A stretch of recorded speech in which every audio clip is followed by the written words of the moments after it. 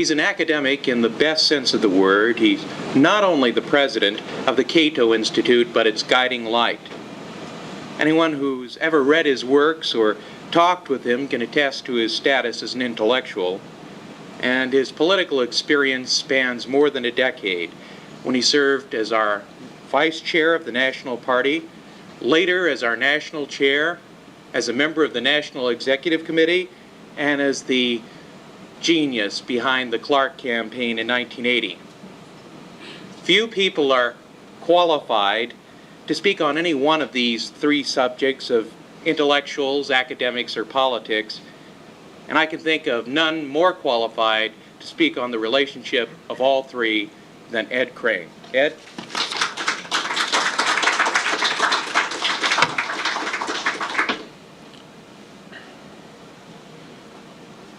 I'm sure there's an appropriate analogy for being called the genius behind the Clark campaign, but I don't think I'll try to think of it.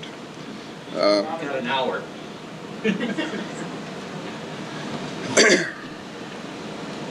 My involvement in the Libertarian Party dates back to 1972, when a somewhat scraggly group of about 85 of us met in Denver, Colorado at the party's first national convention.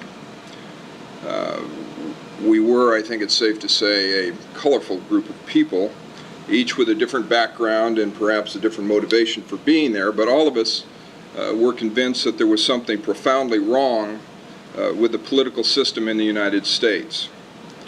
Ideologically, that original group clearly had more of a right-wing bias than exists today. There was, I'm reluctant to report, serious debate at that convention as to whether or not the United States should unilaterally withdraw from Vietnam. Today, libertarians are more likely to be discussing whether or not the United States should withdraw from North America. And that's more than just an interesting anecdote, because it demonstrates the irrefutable point that the Libertarian Party has in its 10-year history become increasingly more ideologically committed as it has grown in size and professionalism. Many people believe that that wouldn't be the case. Indeed, the nature of politics, according to some people, is such that it couldn't be the case. Yet a perusal of each succeeding Libertarian Party platform demonstrates that the application of libertarian principles to political issues has consistently been done in a clearer, ideologically sounder manner over the years. And that, it seems to me, is most encouraging. Our libertarian principles act to simultaneously guide and motivate us in our activities. Without them, we are in effect a rudderless, powerless ship adrift in a sea of political compromise. And when it comes to compromise, there's no way we're going to outcompete the Democrats and Republicans. And that brings me to the subject of my speech, the full title of which is Academics, Intellectuals, and Politics, the Return of Ideas to the Political Process. What I want to deal with, in essence, is what I believe to be the correct strategy for the Libertarian Party to pursue, why I believe it to be correct, and what I see as a particular danger to it that exists within the libertarian movement. Strategy is itself a subject that gets too little attention in the libertarian movement. Everything we do as libertarian activists implies a strategic ordering of priorities. We do one thing rather than another, presumably, because we think it will, within the limits of our interests and abilities, be the most effective in advancing the cause of liberty. In this sense, of course, the existence of the Libertarian Party is itself a strategic phenomenon. For libertarians, support of and participation in the Libertarian Party is an endorsement of political action as an appropriate strategy for achieving a free society. It is important that we never forget the obvious. The Libertarian Party is not a political party in the traditional sense of Republicans and Democrats. It's not our objective to run the government. The Libertarian Party is, however, a political party. And one of its objectives, beyond the obvious one of educating the public about libertarianism, is to dismantle the machinery of government from within. That is to say, to get elected to public office. Now, I happen to believe that the educational and electoral opportunities for advancing the cause of liberty through the Libertarian Party are enormous, that they represent the best opportunity for rolling back the state. That is not to say that it is the only proper strategy, or even that it's a good strategy for everyone. Political action for some libertarians may, in fact, be an inappropriate strategy. But for most of us, it seems to me, it is a good and a proven strategy. But it's not enough to say simply that we should pursue political action. Left unresolved is what type of political activity Libertarian Party activists should be pursuing. The key to a successful libertarian movement, in my view, which is to say the key to creating a free society, is to involve the intelligent lay public in questions of public policy, in serious debate over the political issues which affect our lives. I would argue that such involvement is in fact a precondition to the creation of and to the maintenance of a free society. The history of mankind is a history of the subjugation and exploitation of a great majority of people by an elite few, by what has been appropriately termed the ruling class. Now, the ruling class has many manifestations. It can take the form of a religious orthodoxy, a monarchy, a dictatorship of the proletariat, outright fascism, or in the case of the United States, corporate statism. In each instance, the ruling class relies on academics, scholars, and experts to legitimize and provide moral authority for its hegemony over the masses.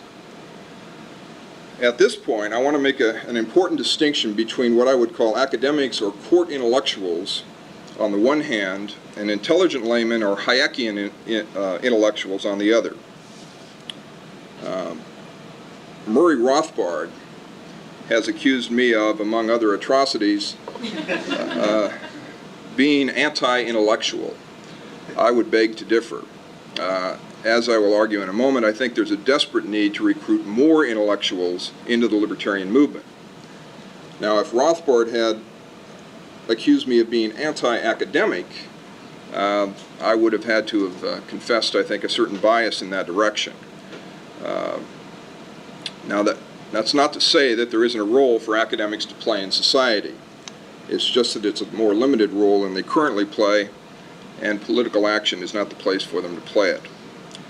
At a minimum, I would think that we libertarians could agree that massive state subsidies for a higher education, and higher education itself is a value-laden term, it more properly might be referred to as prolonged education, that this subsidy has created more scholars and academics than the market system would have, shall we say, demanded. It's not just that there are more scholars incredibly knowledgeable about the sex lives of Cro-Magnon poets than is perhaps warranted.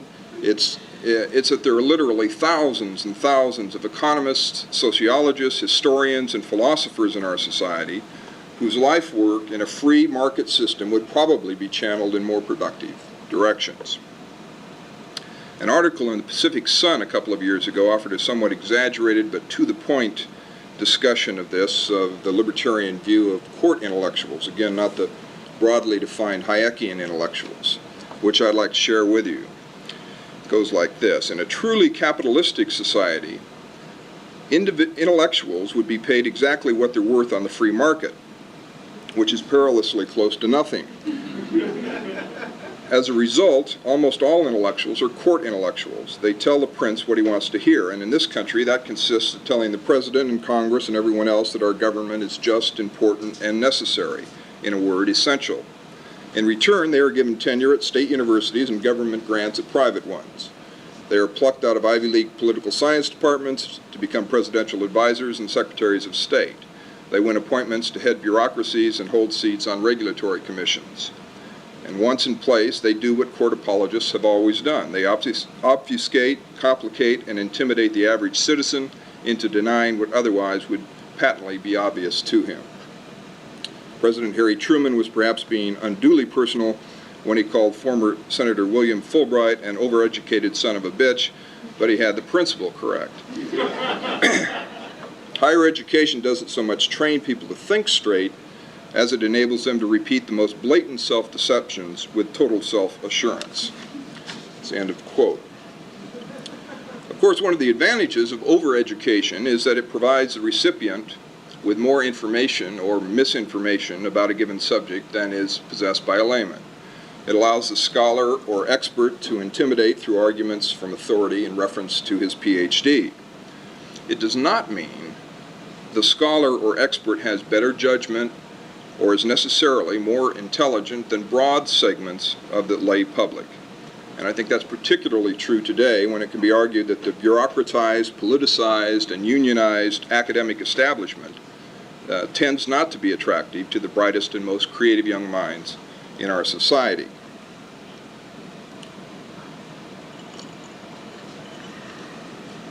In any case, as Marx once wrote, the philosophers have only interpreted the world in various ways. The point, however, is to change it.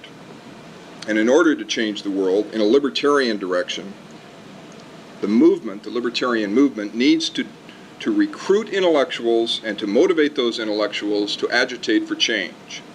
I refer to the kind of intellectuals we need to promote libertarian political action as Hayekian intellectuals. Let Hayek define them for me in this quote from the Intellectuals in Socialism.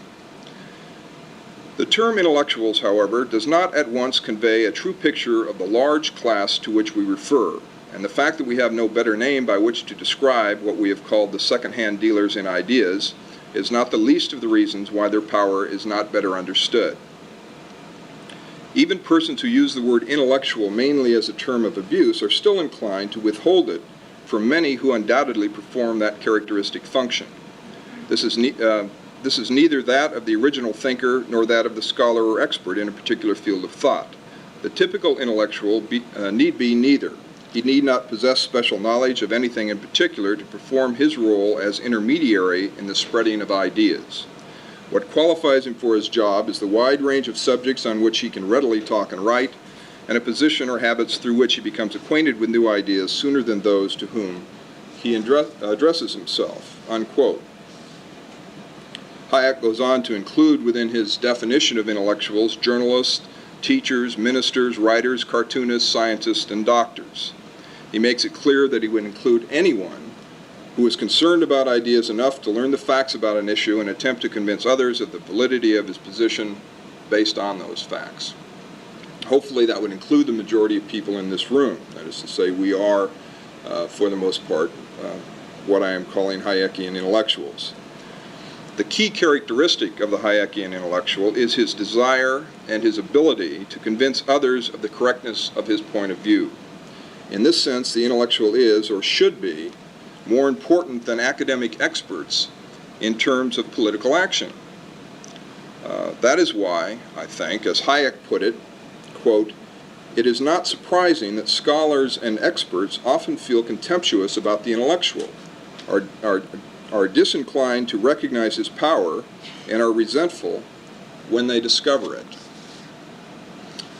I would argue that this contempt and resentment of the broadly defined intellectual class represents a potential threat to the libertarian movement. Before the advent of the Libertarian Party, the movement was run by and to a large extent consisted of scholars. Most of them were experts in libertarian theory. None of them, apparently, had any real talent for organizing the movement or popularizing its ideas. Now, it's not my intention to blow this point out of proportion. The main point I wanted to make, I want to make today, is the need for active, real-world intellectual proselytizing. But I do want to spend some time on it. In a movement that has, for so long, been dominated by scholar experts, it is important that activists feel a sense of intellectual independence. If they don't, if they take the attitude that the great scholars on high are going to do all their thinking for them, then they're not going to undertake the hard work of learning the issues and taking the libertarian cause to the American people. And we'll be stuck with a movement like we had in the late 60s, which is to say, no movement at all. The actions of court intellectuals to justify the state and to mock those who would challenge its legitimacy have been well documented by, among others, Murray Rothbard. But it would be a mistake to assume that the dynamics of experts shouting down the public is limited to government. Duncan Neuhauser has written, for instance, that, quote, "The professional ideology assumes that the professional is an expert as a result of his years of education and learning. Since he knows more about his area, he should tell others what they need. Consistent with this is the idea that the public is unwise and unknowing," unquote. In other words, the more the public understands about a given profession, the less prestige, the less money, and the less influence each professional will have. The church has, of course, for centuries kept the secrets to salvation in the hands of its appointed experts. Examples of this sort of thing abound. Consider the American Dental Association's Code of Ethics, which states, quote, "It is unethical for a dentist to give lectures or demonstrations before lay groups on a particular technique that he employs in his office. It is unethical for specialists to furnish so-called patient education pamphlets to general practitioners for distribution to patients where pamphlets, in effect, stress unduly the superiority of the procedures used by specialists," unquote. And you know how it goes. The Barbers Union requires you to pass a test which asks, among other things, how many bones there are in the human hand before you can cut hair.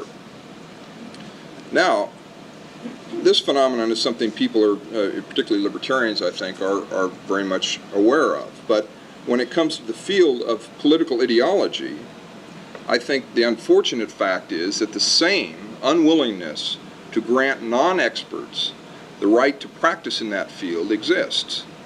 Consider the case, and we'll get to the good part, of Murray N. Rothbard, Mr. Libertarian. Rothbard has written an extraordinary 170-page document which discusses what he perceives to be the correct strategy for the libertarian movement. Not surprisingly, there is a large role for the philosopher-king. Some of the distinctions between what he is saying and what I am recommending may be subtle, but they're important. To quote Rothbard, "Most people have neither the time, interest, or ability to be experts in every area important to their lives and concerns. They therefore have to rely on expert authorities to form their judgments in these areas, from politics to morals to economics to medicine. So understanding politics now is like being a doctor. We have to leave that to the experts." To continue Rothbard's quote, "But since in most of these areas the authorities are in the well-paid service of the state, it becomes vital for libertarians to desanctify, to delegitimate these alleged authorities in the eyes of the deluded public. And since the public is not equipped to engage in technical investigations of each of these fields, the major weapon must be to desanctify these people as paid hirelings and propagandists of the exploiting state." That's a phrase Murray's used a lot lately. "Once seeing the light, and it requires little or no technical expertise to see this broad truth, the public will then have to turn to those experts and authorities who have remained free of the blandishments of the state."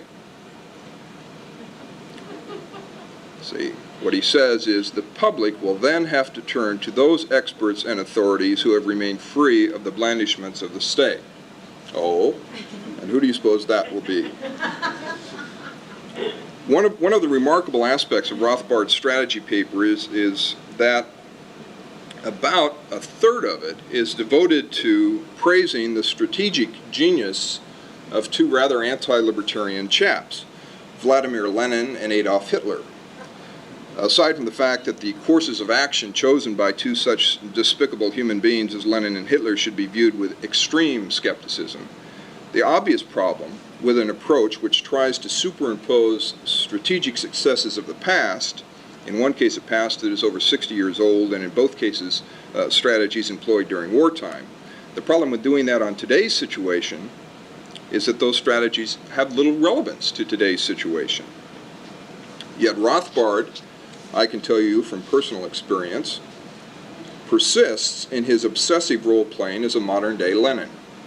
For evidence, I refer you to a recent libertarian forum in which he rates each and every National Committee member on the basis of what percentage of their votes coincided with his own.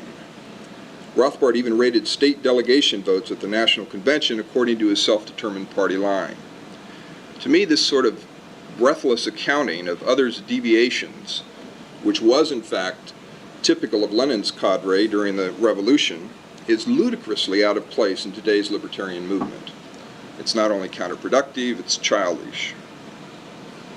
But here's Rothbard again in his strategy paper, after describing his plumb-line vision of a strict intellectual hierarchy for the movement. Quote, "Probably the most successful historical instance of a continuing protracted adherence to this, i.e.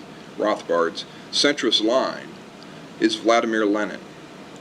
And later, quote, "That the Nazis understood the importance of hierarchical organization is made clear by Gottfried Prudhomme, who writes that, quote, the nature of the Nazi Party's organization with its elaborate system of graded commands provided headquarters with a framework for controlling activities at the grassroots level." Some more of the philosophy, which I think helps explain Rothbard's recent tirades and machinations. Quote, "The Bolshevik Party, the Fascist Party, the Nazi Party all had gradations of leadership in their organizations. In fact, we can now see with greater clarity that one of Lenin's great accomplishments was simply to take the modern theory of organization, of hierarchy of ability and corresponding leadership, which had come to fruition in the corporation, and to introduce it for the first time in a movement for radical social change." Wonderful.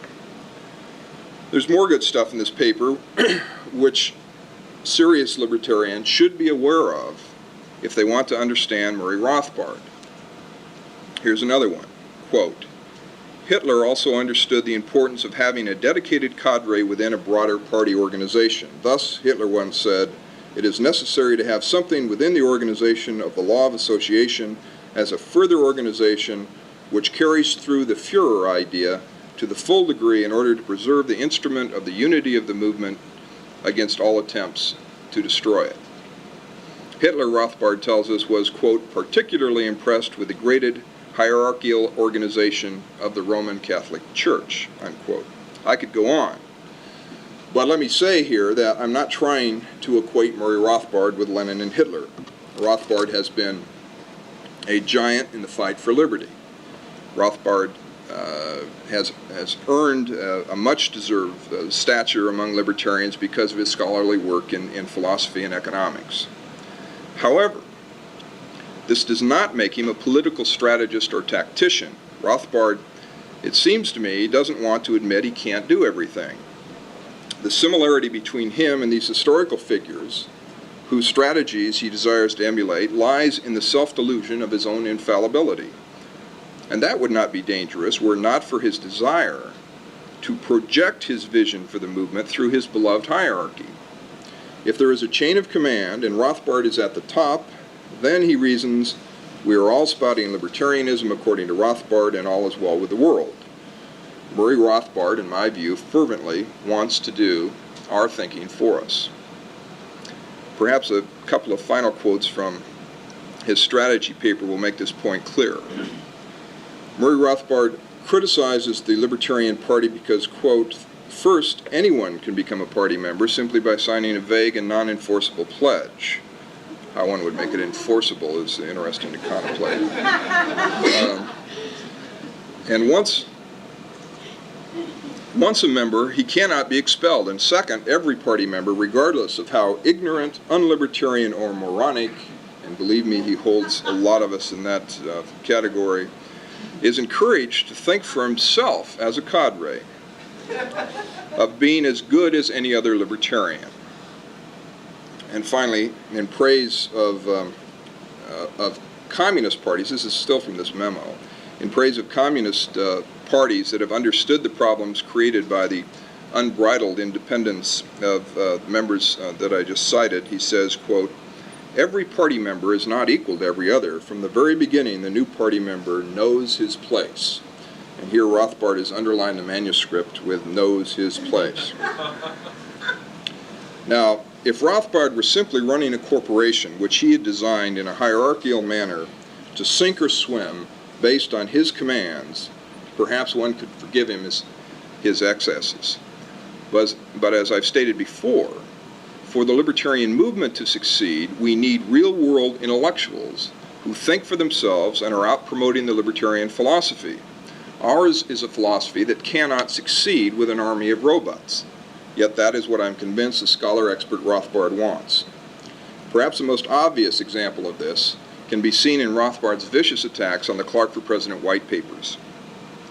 These studies, which detail the 4 major planks of Clark's campaign, were singled out one by one as unconscionable sellouts. They were referred to collectively by Rothbard as infamous. Libertarian principle was betrayed, he said. The LP platform produced and ignored, our message diluted beyond recognition. They sold their souls, and ours, unfortunately, along with it, for a mess of pottage, unquote. Well, you know, it was Rothbard's outspoken criticism of these white papers that really first got me thinking about what motivates the man. Here were the 4 best libertarian analyses of current policy questions ever written, in my view, and they were viciously attacked by the man who, presumably, was the leading proponent of advancing libertarian ideas. Could it be, I wondered, that Rothbard was like the dental association that didn't want general practitioners to pass along the secrets of the specialist to the lay public? I don't know if you've seen the white papers or not. One of them consisted of one of them was on education, written by Bill Burt. One was on foreign policy, written by Earl Ravenel. One was on Social Security, written by Pete Ferrara, and one was on Clark's tax and spending cut proposal, which would have reduced the size of the federal government by 1/3 in 1 year, which was written by David Bowes. They were all sort of written by several people, but those are the individuals who were primarily in charge of each one. Now, these papers were meticulously researched, professionally written, scrupulously edited to ensure that they didn't compromise libertarian principle. They are excellent examples of what libertarian intellectual activists need in order to compete successfully in the real world of political debate. As I told Ed Clark, Jack Kennedy would have been proud of those white papers. But that's just a joke.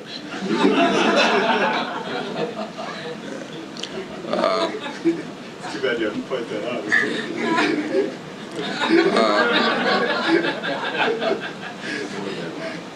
Now, I was seriously amazed about what Rothbard had to say about those papers.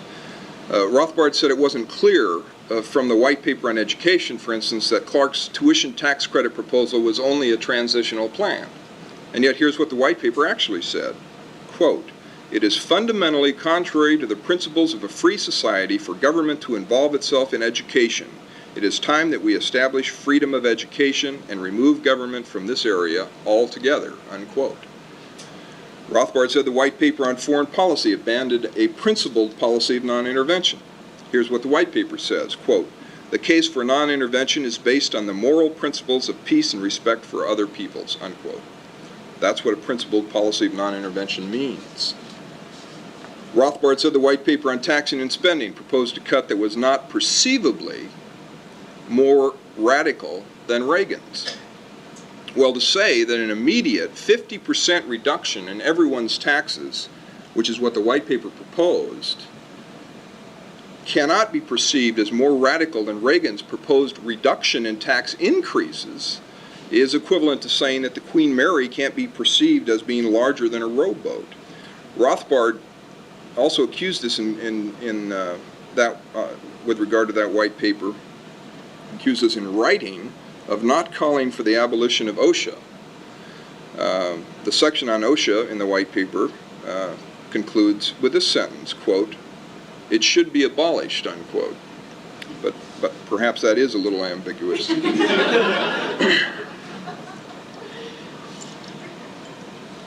Libertarianism will prevail in our society only if we can make it relevant to real people. Only if its proponents are armed with the information, the facts necessary to flesh out the theoretical framework.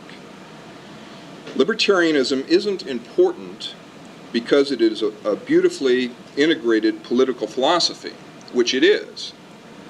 but because it is consistent with the nature of human beings. It allows them to live in peace, to secure prosperity, to pursue their individual values, and to control their own lives. But when libertarian intellectual activists try to convey this to the public, the philosopher-king gets indignant. Libertarian ideas are Murray Rothbard's private domain. He's the expert, so forget how good the Clark White papers are. Unauthorized people are dealing in ideas.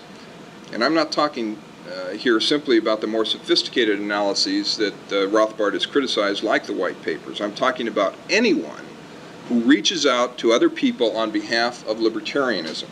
Here's Rothbard in the latest Libertarian Forum, writing in a column that he calls, "This is the Movement You've Chosen."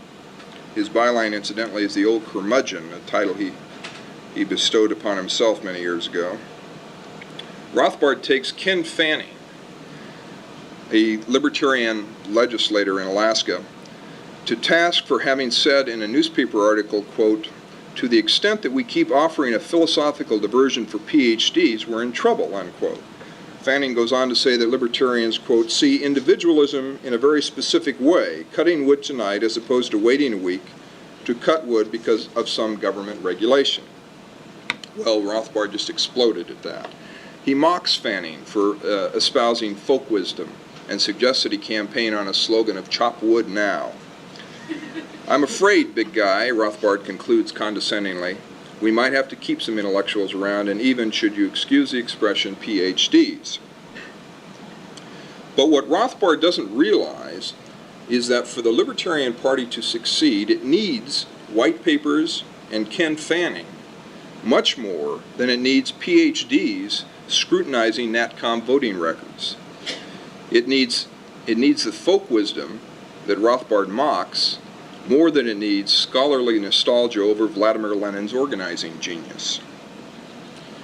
If the Libertarian Party is to succeed, we must create the subjective conditions that existed more than 200 years ago in colonial America, and which gave birth to the first libertarian revolution. I'm not talking about strategy here. I'm talking about a society in which intelligent lay people are actively involved in debate over questions of public policy. We have seen the bias court intellectuals and academics have toward increasing state power.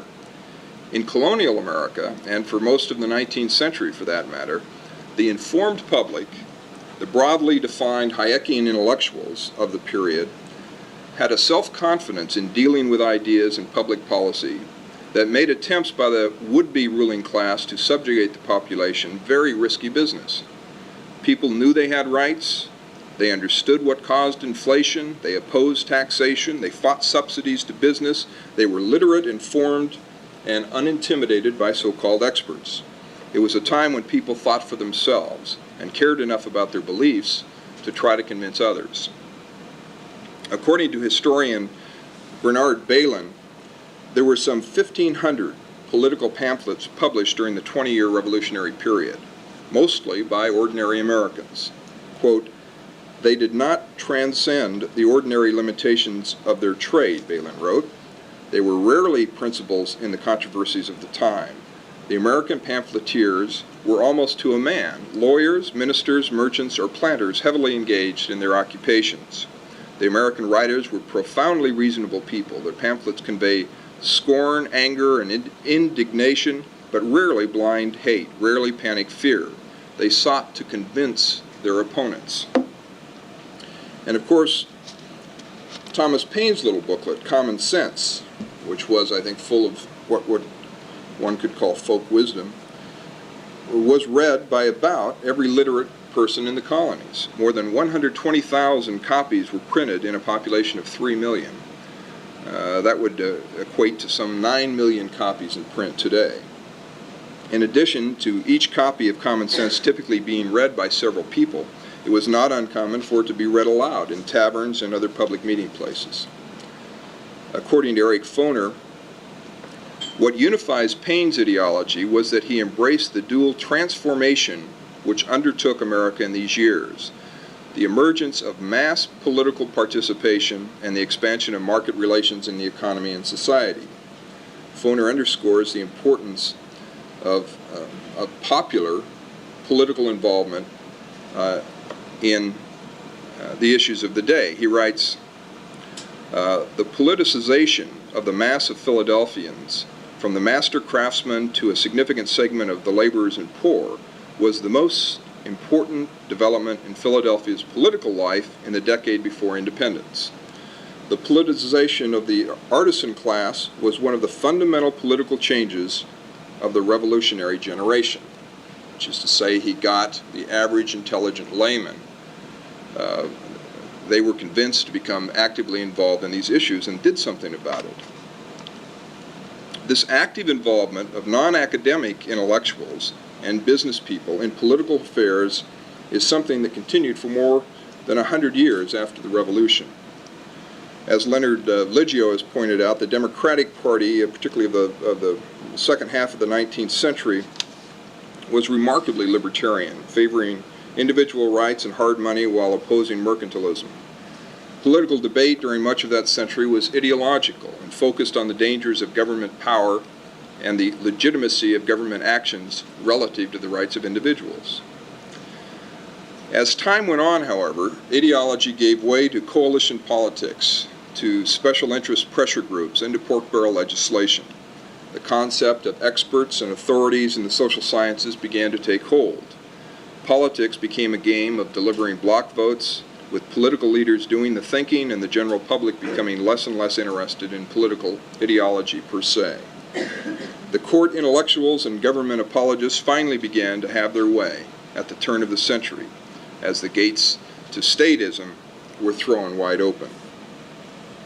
Why this happened is open to some controversy. Liggio has pointed out that when PhDs became fashionable in the early 19th century, the only place to get one was in Europe, and young academics traveled there to get their PhDs or certificates of authority, and then they returned to the U.S. often with the old world intellectual baggage of anti-individualism. But whatever the reasons, it's clear that the 20th century has witnessed the rise of the academic expert and the subjugation of the average person. And that's just like things have been arranged for most of human history. Coincident with that phenomenon, of course, has been the growth of the state to proportions the average colonial American would never have tolerated. The state prevails now, as it always has, by convincing the intelligent layman that he shouldn't think for himself. It is in the government's interest, as we in this room know, for you and for me to think that other people have an expertise that permits them to make decisions about our lives.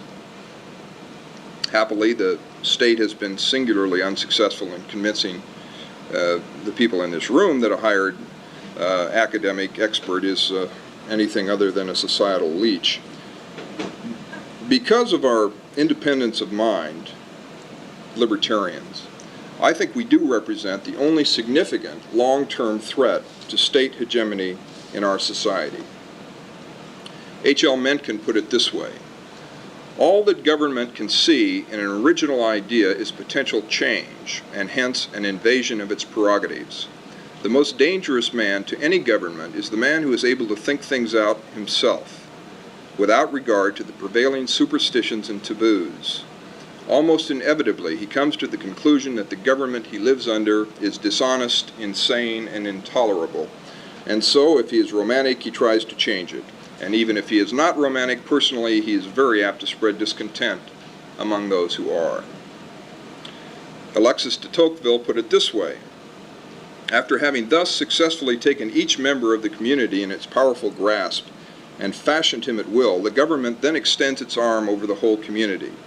It covers the surface of society with a network of small, complicated rules, minute and uniform, through which the most original minds and most energetic characters cannot penetrate to rise above the crowd. The will of man is not shattered, but softened, bent, and guided. Men are seldom forced by it to act, but they are constantly restrained from acting. Such a power does not destroy, but it prevents existence. It does not tyrannize, but it compresses, enervates, extinguishes, and stupefies a people, till each nation is reduced to nothing better than a flock of timid and industrious animals of which the government is the shepherd. Now, to a large extent, experts in all fields want us to be a flock of timid animals. Government does, professional groups do, and it seems certain libertarian experts do. But those of us who are serious about creating a free society have an obligation to stand up for what we believe, to take our case to the people, and to enlist as many intellectual activists to the cause as possible. I submit that the time for such a renaissance of intellectual activism by the intelligent lay public is at hand. The objective conditions are there. To quote a recent editorial in Commonweal magazine, which they felt compelled to entitle In Defense of Government, quote, "Not since Herbert Spencer have there been so many intelligent people bent on proclaiming the state is the enemy," unquote. So it's about time. The fact is that more and more serious people are coming to the conclusion that the emperor has no clothes, that the so-called experts in government don't know what they're talking about. The federal budget is literally out of control. Reagan is proposing a budget of $757 billion and a $100 billion deficit. The Social Security system has a $6 trillion unfunded liability, and most young people want out of it. The famous Reagan tax cut has been exposed as fraud. Militarism and defense spending are coming under increasing criticism. For instance, David Broder of the Washington Post, in an article last month entitled Rising Isolationism, quoted a woman office worker in Peoria, Illinois, as saying, quote, "I don't know why we should take responsibility for Poland when we can't get a handle on the problems in our own country. That's none of our damn business. We can't police the whole world," unquote. And then there's the economy, high unemployment, stagflation, a severe liquidity crisis. Times are bad. Republicans are defending deficits, and Democrats are wringing their hands over them. Both parties seem to think risking nuclear war makes a lot of sense, but they can't seem to agree on where we should precipitate one. The two major parties are, in fact, viewed with less respect by the public than at any time in this century. People no longer care what government says it's going to do to fix our economy or to stop the communists. They go in thousands to private hard money conferences to try to protect their wealth. They attend standing room only lectures sponsored by Physicians for Social Responsibility to learn the truth about nuclear war. They participate by the millions in the underground economy where taxes don't exist. Americans are beginning to think for themselves again, and that's good news for us if we're willing to do something about it. The decade of the 80s could witness the return of ideas to the American political system.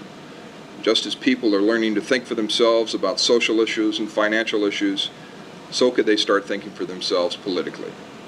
The Libertarian Party has the philosophy for America's future, but it's up to the libertarian activists to apply that philosophy and theoretical framework to the real world to make it meaningful to intelligent Americans. We need to become intellectual activists who learn the facts about issues and bring the libertarian analysis of those facts to the rest of our society. We need candidates, of course, but we need intellectual activist candidates.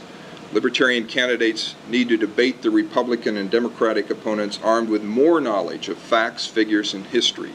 For if we can demonstrate to the public that we know what we're talking about, the public is going to listen.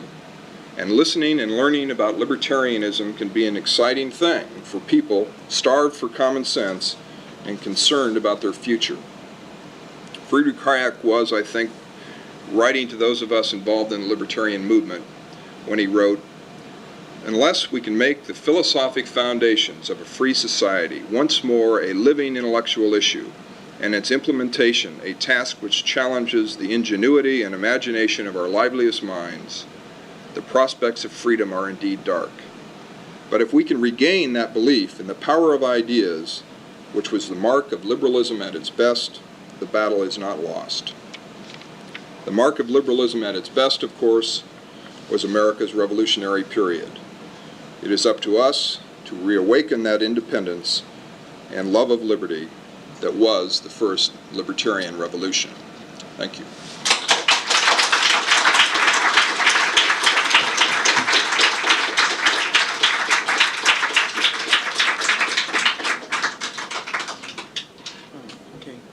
like to answer any questions? Or? Watch, bring it Okay. up, and anybody wants to hang around and ask questions. Okay. We want to thank our speaker for the day on behalf of Convention 82, the CLC, and of course myself. I understand it's going to be here still if you have any questions afterwards. We're going to be having, I believe, another meeting in here starting in a few minutes, so I'm sure he'd like to hear from you just as we've heard from him. And I, again, thank you very much.